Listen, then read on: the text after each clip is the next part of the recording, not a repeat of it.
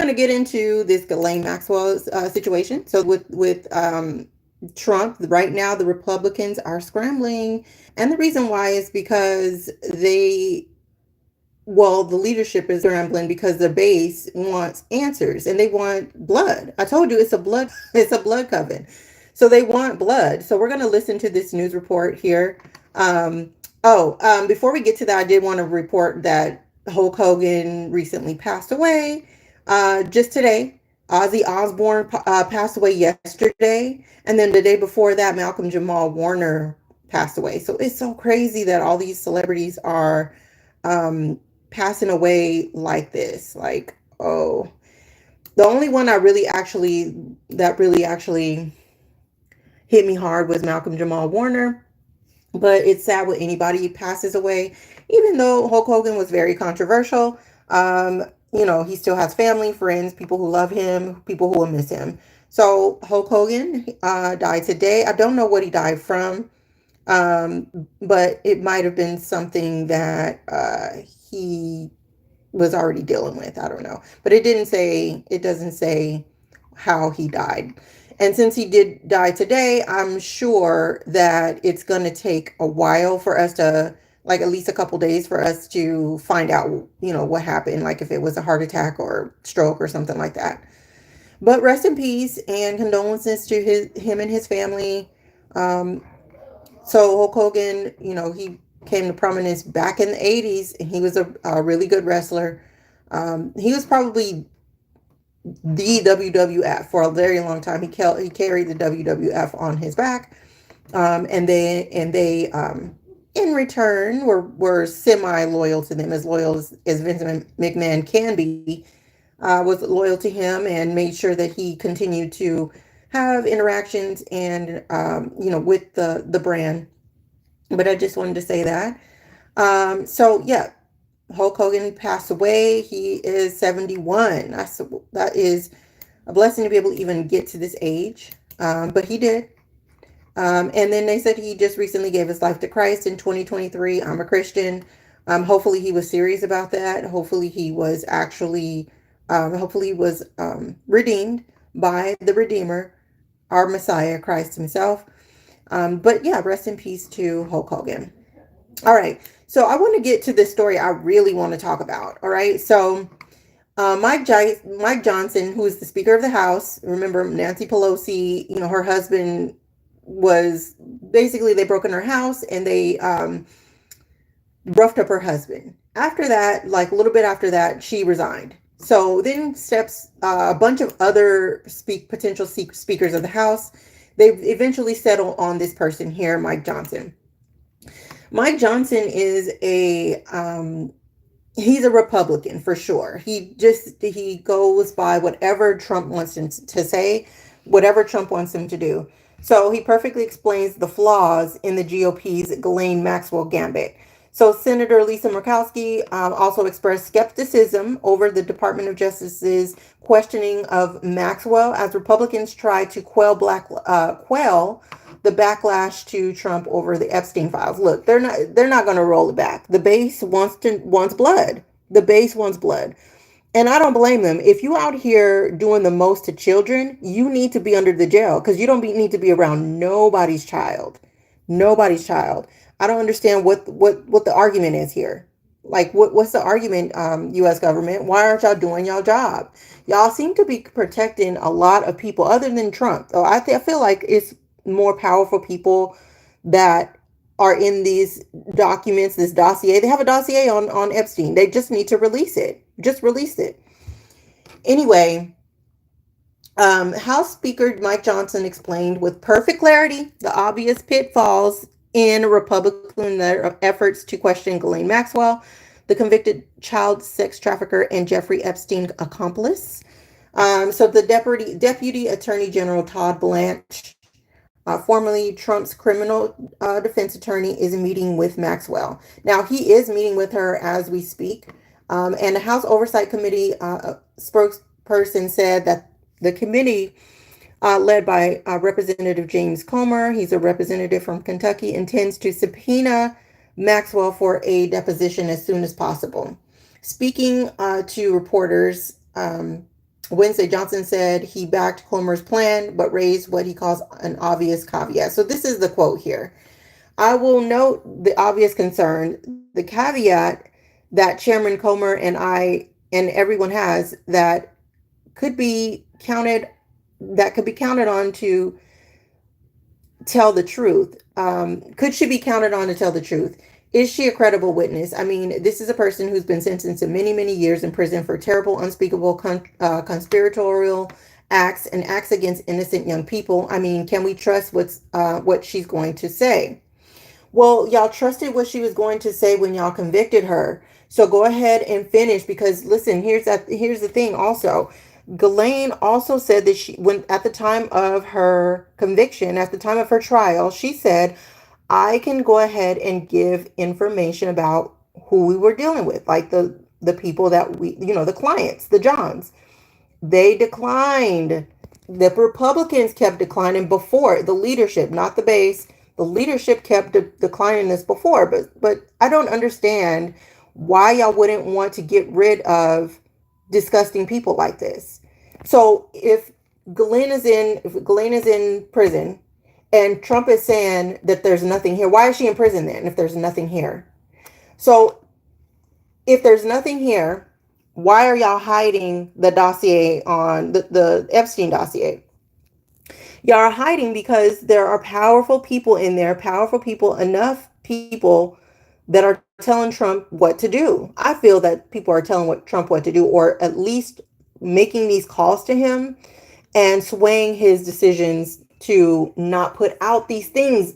If this was anybody else, if this is any regular person, we'd be under the jail. There's no excuse for this. He has to be able to, he can't. Here's the thing with Trump. He has no vision. Trump is old. He's an old man that has no vision for the future because he doesn't have a future. Trump is about to be, he's not going to be alive for the next, no more than 10 to 20 years. He's not going to be alive for that much longer. So he doesn't have a vision for the country. All he sees is right now, because that's what's on the menu. He is the wrong president to be trying to get these sex traffickers out of here, because they're going to be, some of these people are, they've inherited these relationships. So there's, he has his daughter he has to think about, his empire he has to think about. All these people are tied to this Epstein Island situation. Not only that, I feel that whenever they release this information, there is going to be a rabbit hole of other things that they should have been, basically things that they've been sitting on that they shouldn't have been sitting on. And I feel like that's really what he's protecting. It's not just about him being on those flight logs. We know he's on the flight logs. It's not just about him being on the island and in those pictures, Jeffrey Epstein at his wedding. The weird and the most disgusting thing to me is that Donald Trump gave his daughter at the age of 14 years old to Jeffrey Epstein, knowing he was a pedophile, knowing that he was a weirdo. He said this. He said, Jeffrey Epstein likes women on the younger side. So why then would you give him your daughter? Why would you have him managing or handling your daughter if you know that he's a disgusting piece of shit? Why would you do it? I don't understand. But the reason why is because Donald Trump has made some disgusting remarks about his own daughter, about how he would be dating her, or even when he was married to the other one, Marla Maples, he was talking about how he doesn't know if his daughter is going to have a body like her mom's. Like, why are you making these types of comments? It's really hard for me to say these things because people typically don't think like this, but Donald Trump do, and he does it publicly. So my question is, the things that you were talking about publicly, did you give your daughter over to Jeffrey Epstein to do privately? Because it seems like that's the type of relationship that y'all had, was doing evil things, especially with that letter, or that alleged letter coming out saying that, hey, at the end of the day, he says, it's good to have a pal. Okay, dude, y'all are doing the most. So on Twitter, they were saying that there's a potential. They think this person on Twitter was saying that they feel that Donald Trump was running this sex ring with Jeffrey Epstein. And that could be true. I don't know about that though, but what I do think is that because Trump is his whole business career, he's been involved with shady characters, specifically Russian shady characters. He would let them buy buildings in his Trump Tower, and this is a form of money laundering. Like they do this all over the world, but Trump allowed this to happen, so he let the foreign nationals or international people buy his, buy condos in his building as a form of money laundering, allegedly. But there's a whole bunch of it's a whole world, like he said, there's a whole world that in sex trafficking and blackmailing is just one part of it. Basically, it's the mob, it's the mafia. But Trump said that he wanted to, he really admires the mafia. But let's get on to this next article here. So Ghislaine Maxwell engaged in significant pattern of dishonest conduct. So this kind of plays off of what Speaker Mike Johnson said, and also this representative, Senator Lisa Murkowski, saying, is Ghislaine Maxwell, is she a credible source because she be lying? But y'all convicted her. Are you saying that y'all convicted her on lies? Because there's proof that people are on that list. And Pam Bondi told Donald Trump that he was in this dossier. But Trump decided to tell her to kill the story anyway. So this is when he come out and said, "Oh, there's nothing here. There's nothing to see here." Yeah, right. So now they're trying to run this narrative. I'm just telling you, they're running up this narrative that she's a liar. But again, she's in prison. She's in prison based off of her own testimony, though. So if she's a liar, so is she in prison based off of her lies? Or is she in prison based off of the truth? So let's get into this here. Let's get into this story. The latest from our new developments in the push for answers in the Jeffrey Epstein case. Republican House Oversight Committee Chairman James Comer formally issuing a subpoena to Ghislaine Maxwell for a deposition to take place at a federal prison in Florida on August 11th. Comer, in a statement today, saying the facts and circumstances surrounding Maxwell and Epstein's cases have received immense public interest and scrutiny. The news coming just a short time after we learned a federal judge in Florida denying one of 3 requests from the Justice Department to unseal grand jury records tied to the Jeffrey Epstein case. ABC's Perry Russum has the latest from our D.C. bureau. A federal judge in Florida today denying the Department of Justice's request to unseal grand jury records tied to Jeffrey Epstein. The request is one of 3 made by the DOJ. Here's the thing. It's a well-known fact. If you are, if you have any, if you know anything about the justice system, you already know they never unseal grand jury. They never unseal these records. They don't. So for them to request that this be unsealed was just theater, because they know they weren't going to be sealed. They just wanted to do something right away. See, right there, you can tell they're already starting to play with this whole narrative. They're still playing in people's face. And this is why they're going to lose so much trust in their base, because you can't just sit here and keep lying to people and playing with people and having them go from one place to another. We know these files weren't going to be released because they never released these files. So let's just continue. The thing that really pisses me off, I just want to say this. The thing that pisses me off is that Donald Trump is covering for this piece of shit right here on the screen. Also, he gave his daughter, 14 years old, to this man, knowing he was a pedophile. His child. Do you think he cares about the rest of these children? Do you think that he cares about the children of America? That this man had a whole ring. And let's say there are 1,000 men attacked, because they said there were hundreds of kids that were affected by this. So let's say there are hundreds of men. How come those hundreds of men are not being indicted? Because they said that these men were on tape doing unthinkable acts to children. Why aren't they being rounded up? I'm confused. Let's continue. Yesterday, the judge overseeing the request in New York says he plans to rule expeditiously. I understand there are 2 other requests from the Department of Justice that are ongoing, but I'll let this president speak to whether he wants to see an appeal. It comes as Republican Senator Tom Tillis warns if the Epstein files are not released, this story could last through the midterms next year, when Republicans will be in a bitter battle to keep the majority in the House. Yeah, go ahead and keep sitting on your hands. If anybody thinks that this is going to go away because the House left the day early or something, this is going to be like those zombies in The Walking Dead. Every time you think you've killed it, another one's just going to come after you. As Republican Congressman James Comer today formally subpoenas Ghislaine Maxwell, Epstein's co-conspirator, and the Department of Justice says is planning to meet with her. House Speaker Mike Johnson today questioning Maxwell's credibility. Can she be counted on to tell the truth? Is she a credible witness? Maxwell's lawyer yesterday telling ABC News Ghislaine will always testify truthfully. House Minority Leader Hakeem Jeffries accusing Republicans of hiding information. And in the context of this Jeffrey This guy scandal and their refusal to share information to the American people, despite promising to do so, one must ponder the question, what are they hiding from the American people? As Congressman Comer gets ready to subpoena Ghislaine Maxwell, he says she will likely be interviewed by the House Oversight Committee in prison, not on Capitol Hill. Right now, she is in Florida serving a 20-year sentence.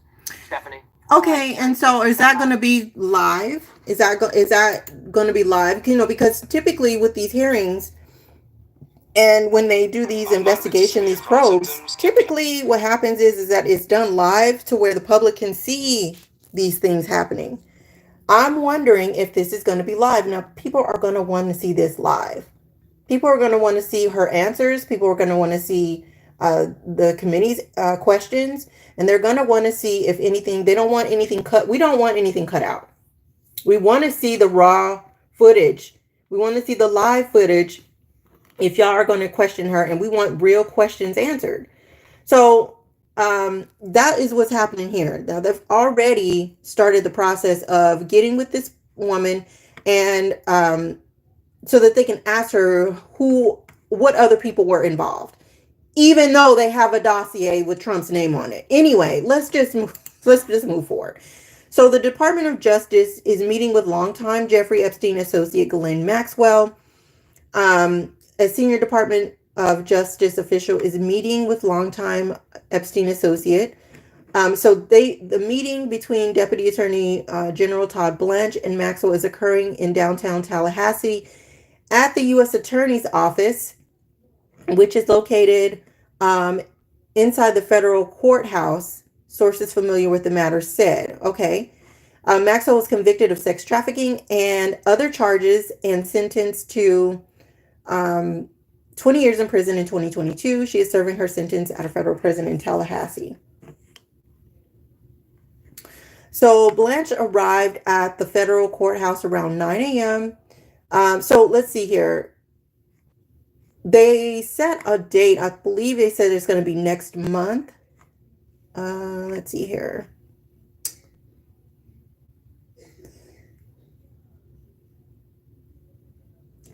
Trump has told us to release all credible evidence. If Ghislaine Maxwell has information about anyone who has committed crimes against victims, the FBI and the DOJ will hear what she has to say.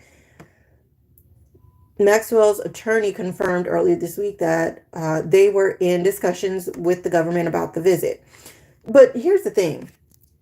Y'all said that y'all have tapes of children being abused. Why don't y'all use that? Why don't y'all use y'all facial recognition technology to find out who is in those tapes, those videos, taking advantage of those children and find them that way? Because y'all said that y'all can't trust her. Okay, so if y'all can't trust her, then what other way are y'all going to find these people who did this to these children?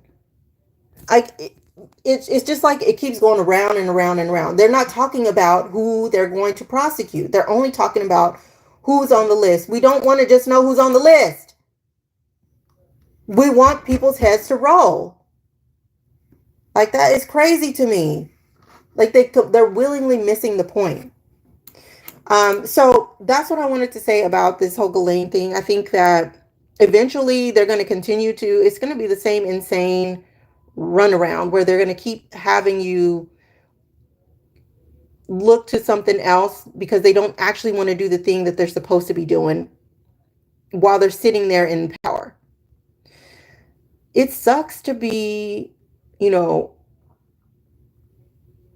in this situation in America where you're supposed to be in this country where the rule of law is supposed to cover everybody. Nobody is supposed to be above it.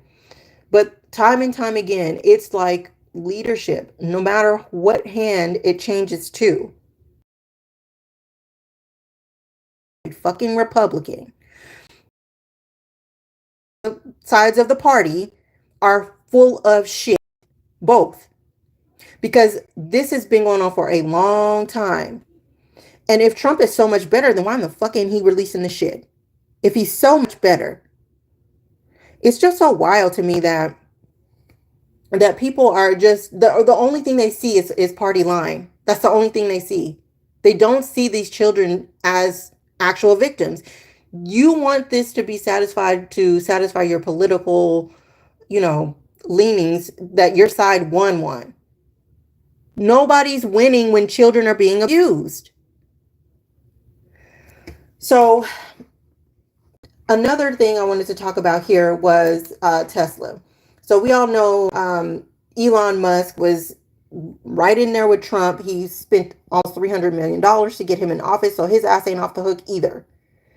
But Tesla's stock is tumbling after Elon Musk failed to shift the narrative. What narrative? The Nazi narrative.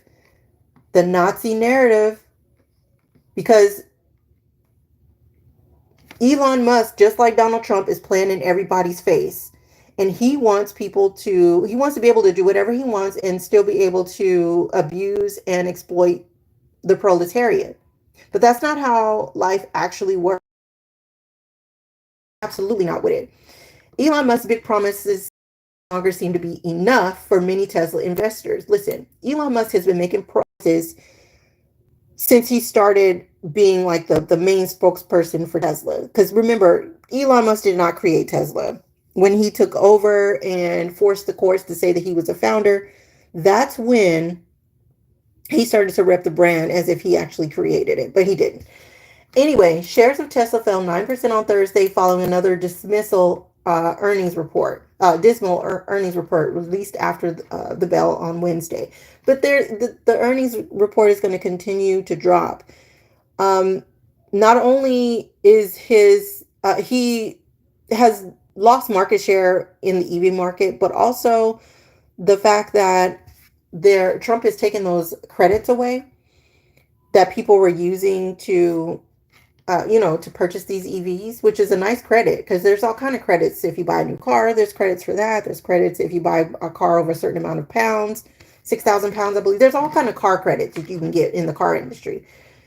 But Trump has taken this particular one away. I don't know why. I don't fuck with Elon at all. But I do think he's right about leaving this credit alone, because we can't just keep relying on one source of fuel. We need to diversify our fuel efficiency. We need to be looking at other ways that we can improve when it comes to electricity. We can't just use gas and oil. We can't just do that. So Tesla's earnings and revenue both fell by double-digit percentages following the biggest sales drop in the company's history. The automaker also faces a number of financial headwinds, including the loss of a $7,500 tax credit for U.S. EV buyers starting in October, and the vanishing market for regulatory credit sales, which has earned Tesla $11 billion. Look at this. That's wild right there. Do you know how many businesses in America this could have went to through the Small Business Administration? Businesses that went out of business since 2019. He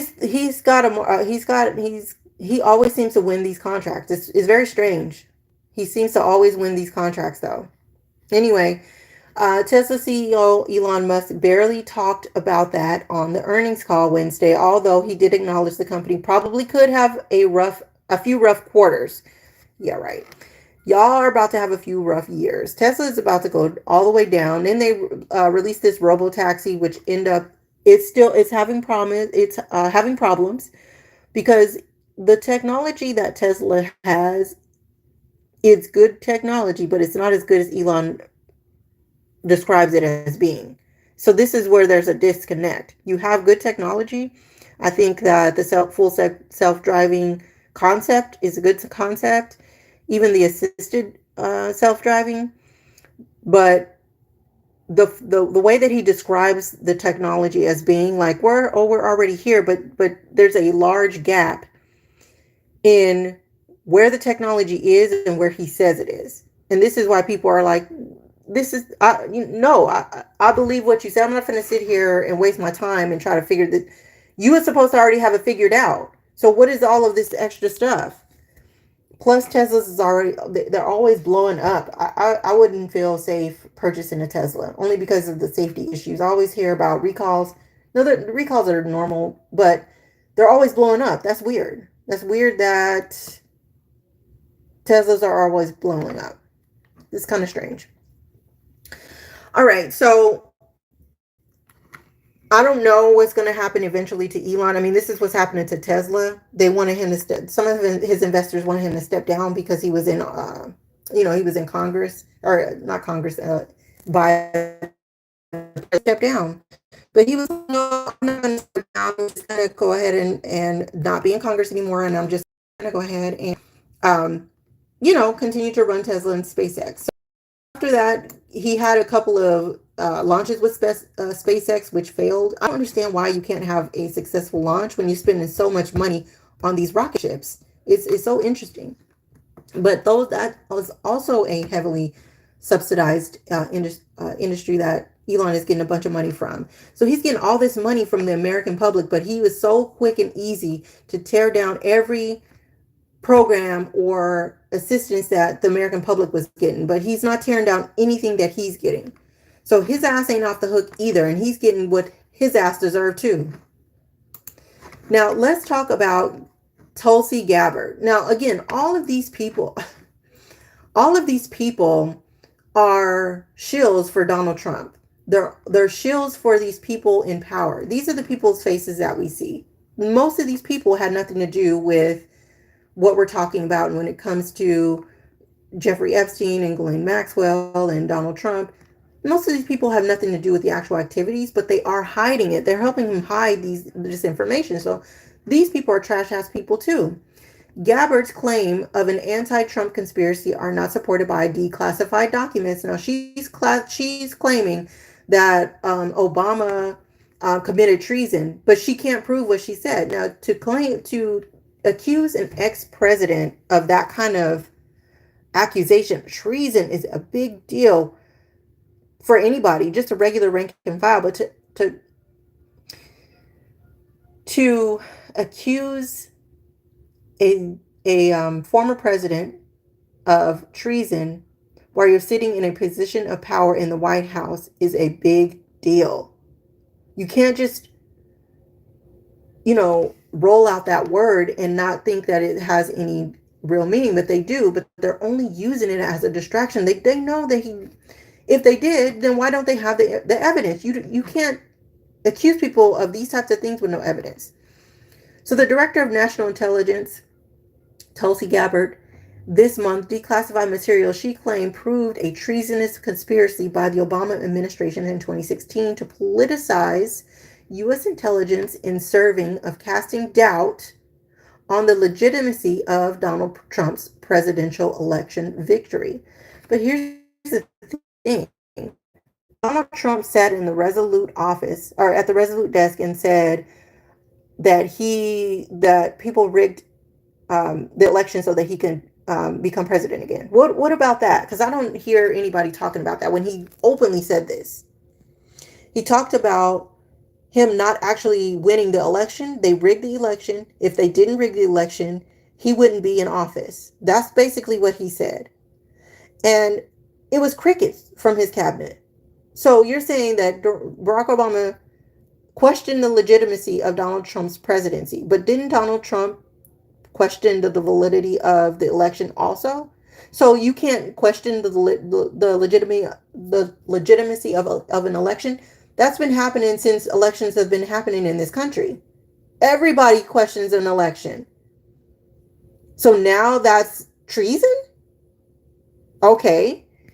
Anyway, so as evidence, Gabbard cited newly declassified emails from Obama officials and a 5-year-old classified House report in hopes of undermining the intelligence community's conclusion Russian President Vladimir Putin wanted to boost Trump and denigrate his Democratic opponent Hillary Clinton. Now, a lot of people said that Tulsi Gabbard has ties to Russia and Putin, and that she kind of runs interference for him over here. That's all alleged, but you know, she could very well be in cahoots with Putin because Chinese dictator over there. But if they had the evidence, then why don't they just show it? His activities during the 2016 election remain some of the most examined events in recent history. You know, the crazy part is that there was actually evidence of some information in here. They just only went after one angle. But if you looked at the different angles, there was a lot to be uncovered with this whole Russian hoax thing. The Kremlin's campaign and the subsequent U.S. government response were the subject of at least 5 major investigations by the Republican House and Senate Intelligence Committees, 2 Justice Department special counsels, and the Department Inspector General. So those investigations either concluded or accepted the conclusion that Russia embarked on a campaign to interfere in the election. But we know that there was a whole Cambridge Analytica situation where it was found that Russia was buying up a bunch of ads and they were not against Donald Trump. So that was actually an actual uncovering that happened. So Russia isn't supposed to be running ads for U.S. elections, period. And these tech giants like Facebook and Twitter and Instagram, which still is Facebook, they shouldn't have been allowing, they should have been, when you go on Facebook and you try to set up an ad, it asks you if you're putting up a political ad. And then they ask you for additional information about that political ad that you're gonna put up. So this is being allowed to happen.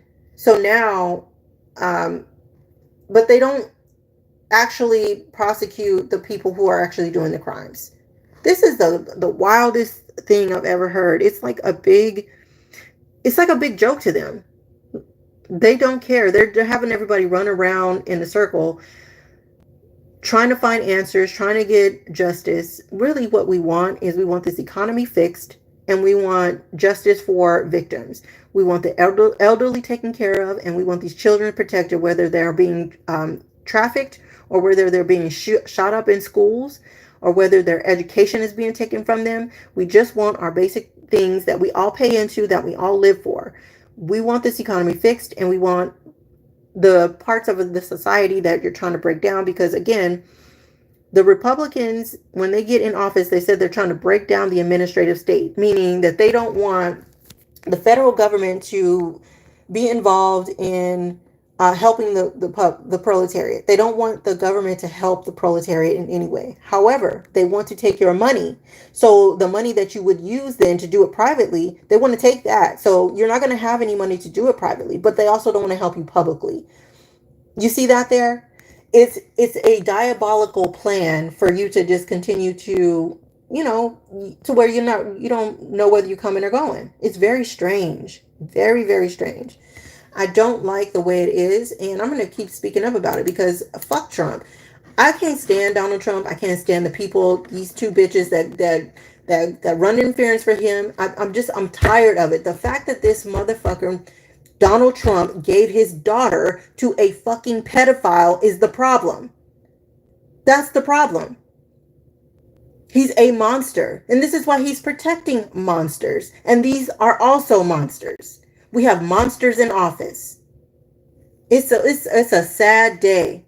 And you wonder why all these celebrities are dying. All these people are dying. I wonder if you guys are just as shocked to see all these big celebrities are dying left and right. You know why? Because they're monsters. Hulk Hogan supported Donald Trump. Absolutely, 100%. He supported him. He supported his racism. He supported him separating people and kids from borders. Now they're taking these kids at these borders that don't have no papers that's coming over here, and sending them places that we never see them again.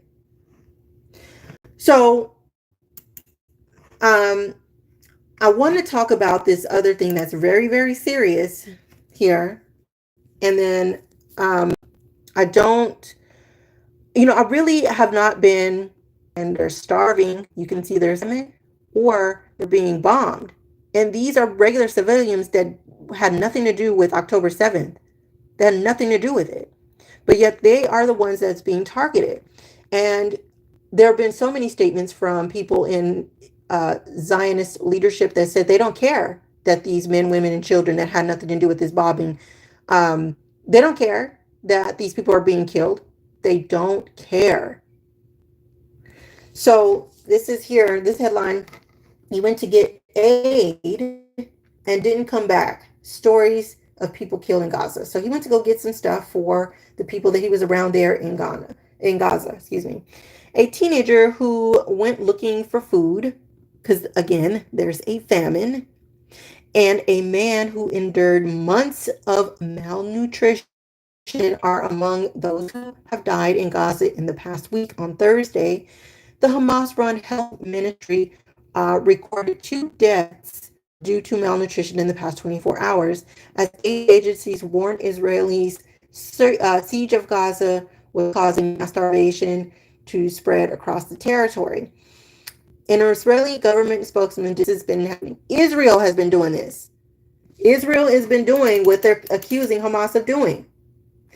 With the UN warning that humanitarian conditions in Gaza are breaking down at an accelerating pace, and the WHO saying that at least 10% of Gazans are acutely malnourished, the BBC has been speaking to people in the territory about loved ones they've lost in the past week. This guy here, 19-year-old Abdullah Janadeh, was killed on Sunday, July 20th, when he went out to find food, says his sister. They had been staying in their mother's damaged house. He was impatient to go and fetch some food that day. I told him, just eat a few lentils we have left. Just eat the few lentils that we have left, but he refused. She says that at 4 o'clock, Abdul left the house to walk more than 5 kilometers, 3 miles north, to an aid truck that comes weekly to get a few kilograms of flour to feed the family. He was with 2 of his brothers and some in-laws. And about 9 p.m. that night, one of the brothers, Muhammad, called Nadreen to tell her that while they were waiting by the aid truck, Israeli soldiers had suddenly opened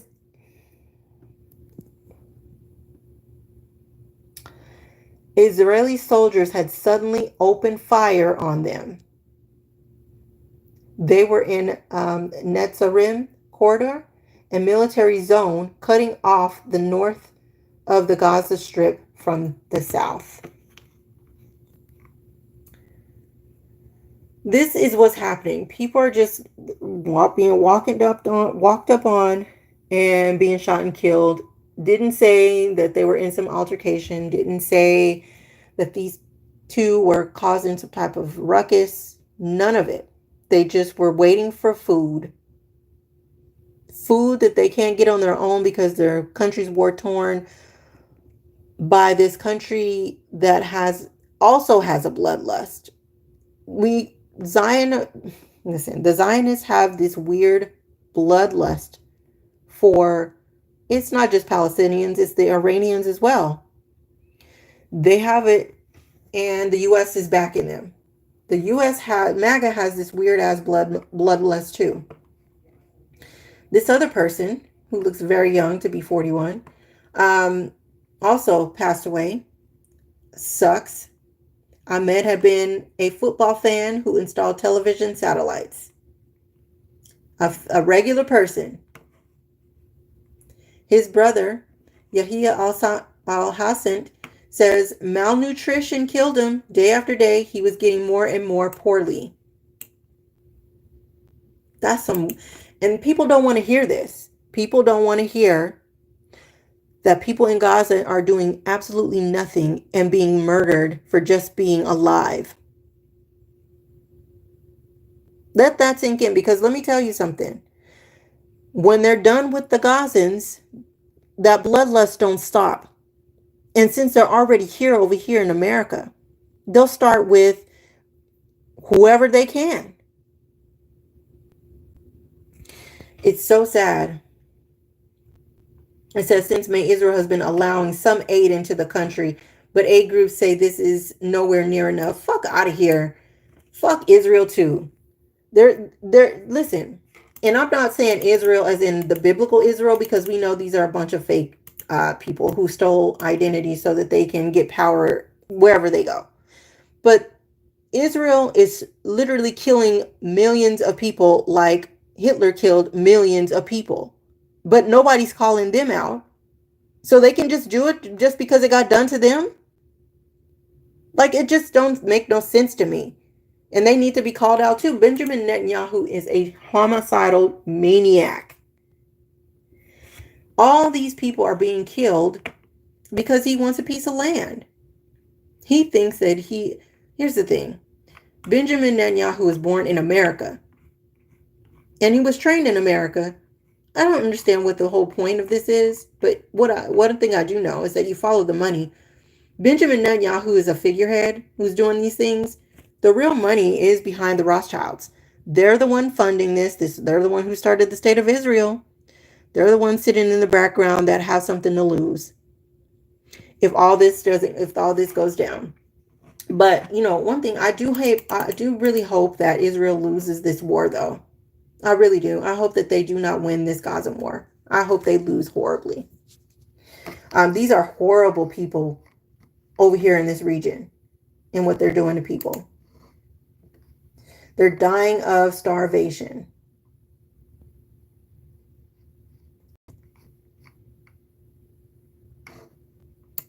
And then Trump, he has this problem with the universities here. So everything is at war. Everything is at war right now by MAGA. Everything.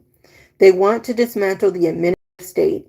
And they want to install anarchy and authoritarianism so that they can tell you what you can and cannot say. Just like Trump when he said, well, there's nothing to see here.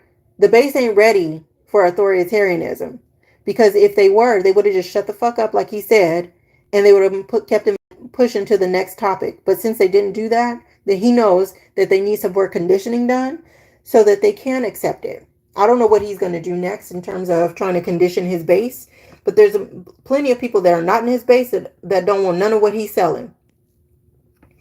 But I did want to kind of go over these things because these are very, very important things that are happening. All these celebrities are dying.